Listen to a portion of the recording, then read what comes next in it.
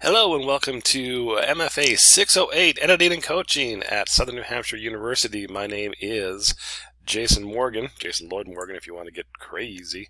And my goal for this video is to kind of just introduce the concepts of what we're going to be doing in this class and how it can benefit you and all that stuff, because that's important, because often I'll start a class and I'll be like, what is this all about?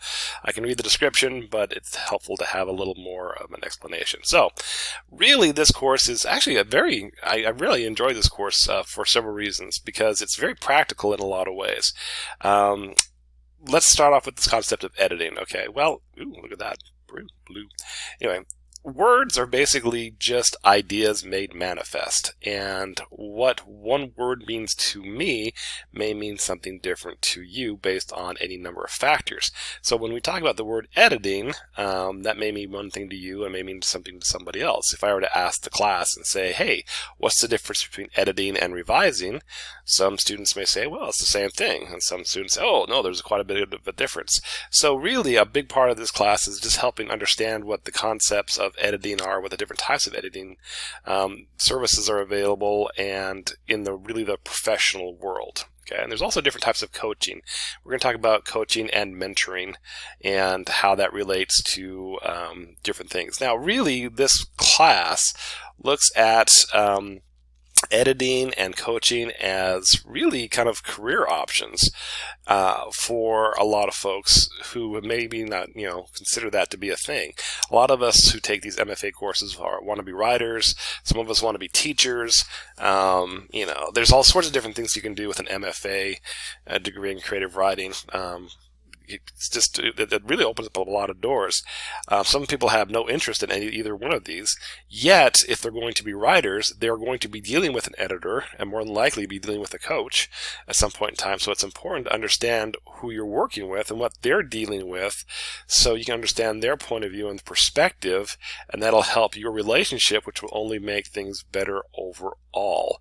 So that is a concept that I want you to consider, that come into this course with an open mind. You're going to be experiencing a few different things, some things that maybe you've never really done before, that you'd be like, ooh, interesting, I didn't realize I could make money doing that.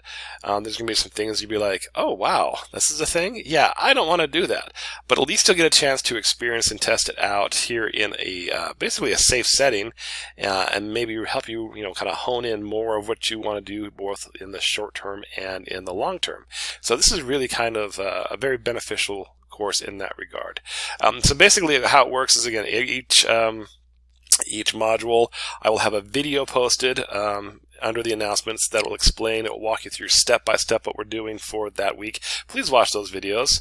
I would really appreciate it, because they answer 99.87% of all the questions you're going to have with what we're going to be doing for that particular module. I spent a lot of time just kind of going through, it's like long, it's like 10 minutes, just to kind of explain what we're doing, how we're doing it, and I show you visually how to do it. The closed captioning will be turned on, so in case you have hearing problems or you just can't understand me, you can read the closed captioning. So that's the thing. One couple of things before we wrap up this little introduction video is some general guidelines and hints. Please turn in your work on time. You get a full week after the deadline to turn something in with a 10% off the total possible. Yet that's just, everything builds on this class on each other, so all the assignments just build. And if you keep getting the habit of turning in stuff late, then you're going to get behind and you're just not really going to be able to do what you need to do. Another concept that I like to tell students is that, okay, you can basically, I keep saying basically, that's my little term that I use a lot recently, so I apologize about that. You can turn in the bare minimums of these assignments and pass the class. Okay, well, good for you. However, you're a graduate level student class, graduate level students, and this is you're taking the time and the money. This is an investment in yourself. I mean, that's really what you need to consider this. This isn't just a bunch of checklists to check off and, just say, ooh, look, now I have this piece of paper. No, this is really the opportunity for you to learn and explore and grow as a person. This is an investment in you. I often tell my students, getting a degree can help you get a job. But learning what you actually were supposed to learn in school will help you keep that job and be successful in that job. So to keep that in mind. And one last little thing that's kind of just a little minor pet peeve, and I'm sorry that it sounds very arrogant, but it's just nothing. Please, please, please address me as Professor Morgan. I've had some students that call me, my first name. One person called me by just my last name. I worked hard to become a professor, so just out of, I'm not super, just when you send me, just say, hey, Professor Morgan. It sounds weird, but it's just a thing. So, and if you want to be called something different than what's on the transcript, please let me know, and I will do my best to do that as well. So we'll be cool that way.